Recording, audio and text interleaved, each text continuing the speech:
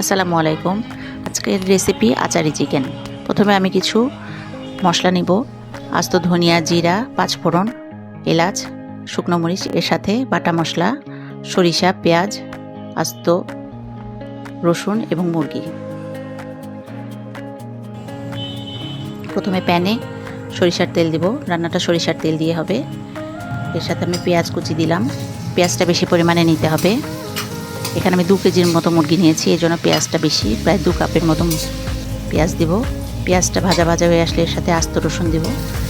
প্রায় পেঁয়াজ ব্রাউন হয়ে গেলে এর মাঝে আমি হাফ চা চামচ পাঁচফোড়ন দিলাম।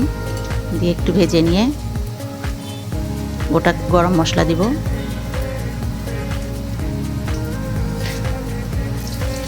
এর সাথে আমি এখন একে একে বাটা মশলাগুলো অ্যাড করব। আদা রসুন বাটা 3 চা চামচ,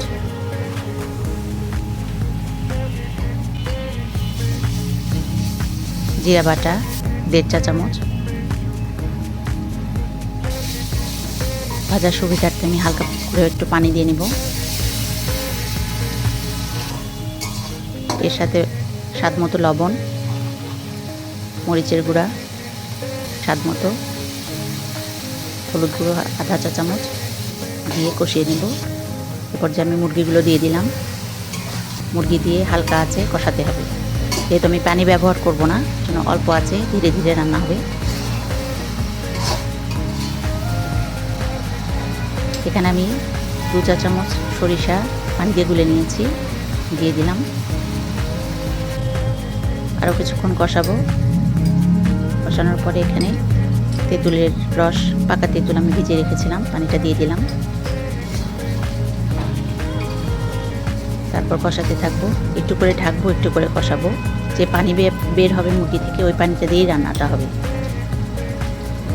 এরপর আমি আচার দিলাম। যে কোনো আচার আপনারা ব্যবহার করতে পারেন। আমি আমের আচার দিয়েছি 2 চামচ। আবার নাড়বো, নাড়তে থাকবো।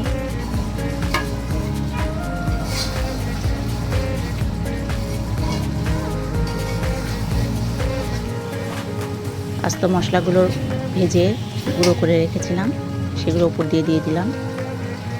এই মশলাগুলো দেওয়ার পরে যে একটা সুন্দর গন্ধ আসে, এটা যদি আমি আপনাদের সাথে শেয়ার করতে পারতাম।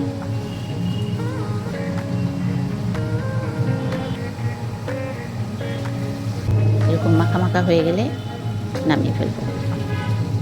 বাস হয়ে গেল আমার আচারি চিকেন। ছুটির দিনে এটি হতে পারে আপনার স্পেশাল রেসিপি।